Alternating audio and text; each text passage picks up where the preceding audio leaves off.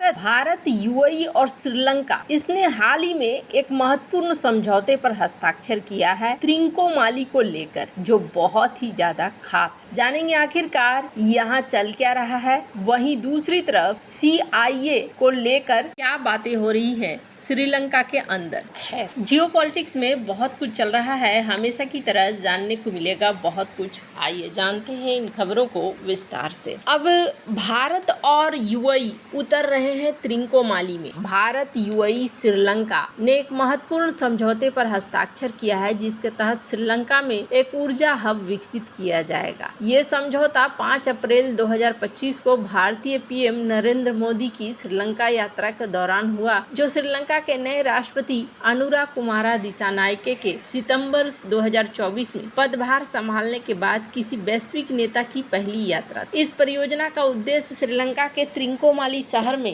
एक ऊर्जा केंद्र स्थापित करना है, जो एक प्राकृतिक बंदरगाह है और रणनीतिक रूप से महत्वपूर्ण है। ये कदम भारत के लिए क्षेत्रीय प्रभाव बढ़ाने और चीन के बढ़ते प्रभाव का मुकाबला करने की दिशा में एक महत्वपूर्ण प्रयास है। इस ऊर्जा हब में एक बहु-उत्पाद पाइपलाइन का निर्माण शामिल होगा। इसमें द्वितीय विश्व युद्ध के समय का एक टैंक फार्म भी इस्तेमाल हो सकता है, जो आंशिक रूप से इंडियन ऑयल कॉरपोरेशन की श्रीलंकाई सहायक कंपनी के पास है। भारत के विदेश सचिव विक्रम मिस्री ने कहा है कि यूएई भारत का ऊर्जा क्षेत्र में रणनीतिक साझेदार है और इसलिए इस क्षेत्र में पहली बार होने वाले इस प्रयास के लिए ये एक आदर्श सहयोगी है। इस परियोजना के लिए तीनों देश अब व्यावसायिक संस्थानों का चयन करेंगे, जो इसके वित्त पोषण और व्यवहार्यता पर विचार करेंगे। इसके अलावा भारत और श्रीलंका ने बिजली ग्रिड कनेक्टिविटी, डिजिटलीकरण, सुरक्षा और स्वास्थ्य जैसे क्षेत्रों में भी समझौते किए हैं। इस तरह के रणनीतिक सहयोग का एक ऐतिहासिक उदाहरण भारत और श्रीलंका के बीच 1987 का भारत श्रीलंका समझौता है। उस समय श्रीलंका में तमिल विद्रोही अपने चरम पर था और भारत ने श्रीलंका सरकार को समर्थन देने के लिए शांति सेना भेजी थी। यह समझौता भारत के लिए क्षेत्रीय स्थिरता बनाए रखने और अपने प्रभाव को बढ़ाने का एक प्रयास था। हालांकि यह मिशन पूरी तरह से सफल नहीं रहा, लेकिन इसने भारत के इस क्षेत्र में सक्रिय भूमिका को दिखलाया। उस समय भी भारत का उद्देश्य श्रीलंका में अपने प्रभाव को मजबूत करना था, ताकि अन्य शक्तियां, खासकर पश्चिमी देश, वहां अपनी पैठ न बना सके। आज के संदर्भ में ये ऊर्जा हब परियोजना भारत की उस पुरानी नीति का आधुनिक रूप है, जहां वो श्रीलंका में आर्थिक और रणनीतिक साझेदारी के जरिए अपनी स्थिति मजबूत करना चाहता है। इस बार प्रतिद्वंदी चीन है, जिसकी कंपनी सिनोपेक ने श्रीलंका के दक्षिणी बंदरगाह शहर हम्बनटोटा में $3.2 अरब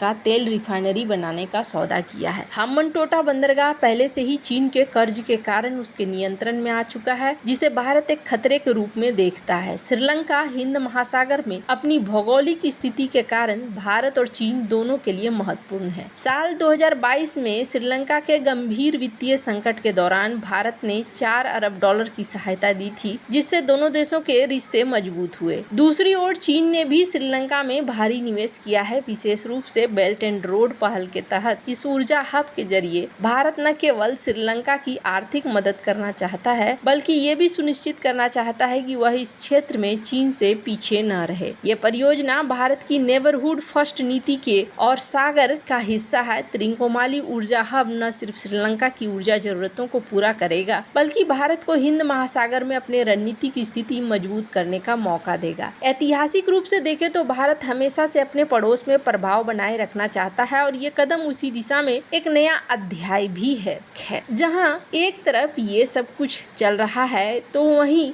जिसमें अंतर्राष्ट्रीय भ्रष्टाचार विरोधी दिवस के अवसर पर बंदारनायके मेमोरियल इंटरनेशनल कॉन्फ्रेंस में एक भाषण इन्होंने दिया। राष्ट्रपति दिसानायके ने अपने भाषण में कहा कि श्रीलंका में भ्रष्टाचार और रिश्वतखोरी एक सामाजिक त्रासदी है। उन्होंने इस बात पर सवाल उठाया कि जब देश का भ्रष्टाचार सूचकांक 2013 में 79वें स्थान में से गिरकर 115 पे पहुंच गया था। राष्ट्रपति ने 2 बड़े अंतर्राष्ट्रीय मामलों का उल्लेख किया। पहला मामला इमाम सुबेरू नामक एक सीआईए एजेंट से जुड़ा है, जिसे अमेरिका में मनी लॉन्ड्रिंग एक्ट के तहत पकड़ा गया। जांच में पता चला कि उसे श्रीलंका के सेंट्रल बैंक से 60 लाख अमेरिकी डॉलर मिले थे और वर्तमान में अमेरिका में इस मामले पर जुड़ा एक मुकदमा चल रहा है। दूसरा मामला एयरबेस कंपनी से संबंधित है, जिसकी जांच अमेरिका, फ्रांस और इंग्लैंड ने संयुक्त रूप से की है। इसमें खुलासा हुआ कि एयरबस ने श्रीलंकन एयरलाइंस के अधिकारियों को रिश्वत दी थी, ताकि वे उनके विमानों को खरीदे। राष्ट्रपति ने कहा कि ये उदाहरण दिखाते हैं कि सत्ता का दुरुपयोग कैसे बार बार भ्रष्टाचार को बढ़ावा देता है। उन्होंने ये भी कहा कि श्रीलंका में कानून एक मकड़ी के जाल की तरह काम करता है। छोटे अपराधी पकड़े जाते हैं जबकि बड़े और प्रभावशाली लोग बच निकलते हैं। उन्होंने देश के पुनर्जनन के लिए राज्य व्यवस्था में पूरी तरह से बदलाव की जरूरत पर भी बल दिया। इस संदर्भ में एक ऐतिहासिक उदाहरण भारत में ब्रिटिश शासन के दौरान 1920 के दशक का मेरठ षड्यंत्र केस है। 1929 में ब्रिटिश सरकार ने भारतीय कम्युनिस्ट नेताओं और मजदूर संगठनों पर यह आरोप लगाया कि ये विदेशी शक्तियों से धन लेकर भारत में औपनिवेशिक शासन के खिलाफ साजिश रच रहे हैं। इस मामले में 31 लोगों को गिरफ्तार किया गया, जिसमें मुजफ्फर अहमद, शौकत उस्मानी और पीसी जोशी जैसे नेता शामिल थे। ब्रिटिश सरकार ने दावा किया था कि इन लोगों को विदेशी फंडिंग मिल रही है और इसे एक बड़े खतरे के रूप में पेश किया था। हालांकि ये मामला बाद में विवादास्पद हो गया क्योंकि कई इतिहासकारों का मानना है कि ये ब्रिटिश सरकार की रणनीति थी, जिसका इस्तेमाल आजादी को दबाने और जनता के बीच भय पैदा करने के लिए किया गया था और ये एक दुरुपयोग का कारण बन गया था। खैर, अब जहां एक तरफ यूएई की एंट्री हो रही है तो वहीं दूसरी तरफ मट्टाला हवाई अड्डा साल 2013 में तत्कालीन श्रीलंकाई राष्ट्रपति महिंद्रा राजपक्षे के नेतृत्व में बनाया गया था। इसे बनाने के लिए श्रीलंका ने चीन से भारी कर्ज लिया, जिसे वह बाद में चुका नहीं पाया। इसकी लागत करीब 20.9 करोड़ अमेरिकी डॉलर थी और इसे चीन के बेल्ट एंड रोड पहल के तहत वित्त पोषित किया गया था। हालांकि ये हवाई अड्डा अपनी क्षमता के मुताबिक कभी कामयाब नहीं हुआ और इसे आर्थिक रूप से घाटे का सौदा माना गया। श्रीलंका सरकार ने इसे निजी हाथों में देने का फैसला किया ताकि इसका बेहतर प्रबंधन हो सके और घाटा कम किया जा सके। इसके लिए 5 कंपनियों ने बोली लगाई, जिनमें 2 को अंतिम रूप से चुना गया, भारत की शौर्य एरोनॉटिक्स प्राइवेट लिमिटेड और रूस की एयरपोर्ट्स ऑफ रीजन। श्रीलंका के विमानन मंत्री ने कहा है कि सरकार को उम्मीद है कि यह सौदा हवाई अड्डे को फिर से सक्रिय करेगा। इस संदर्भ में एक ऐतिहासिक उदाहरण भारत और ब्रिटेन के बीच कोलकाता के नेताजी सुभाष चंद्र बोस अंतर्राष्ट्रीय हवाई अड्डे का प्रबंधन है, जो औपनिवेशिक काल में हुआ था। ब्रिटिश सरकार ने कई बुनियादी ढांचे का निर्माण किया था। भारत की आजादी के बाद 1947 में इस हवाई अड्डे का नियंत्रण भारतीय हाथों में आ गया। इसके बाद धीरे धीरे आधुनिक बनाया गया। मट्टाला हवाई अड्डे का प्रबंधन भारत और रूस को सौंपना एक रणनीतिक कदम है। ऐतिहासिक रूप से डमडम हवाई अड्डे की तरह ये भी दिखाता है कि हवाई अड्डे न केवल परिवहन के साधन है, बल्कि क्षेत्रीय प्रभाव और आर्थिक विकास के लिए भी बहुत ज्यादा महत्वपूर्ण है। भारत के लिए ये मौका श्रीलंका में अपनी स्थिति को मजबूत करने का है, जो भारत इस वक्त कर रहा है। खैर, बात करें रूस की, तो इस मामले में रूस भी अब भारत की कई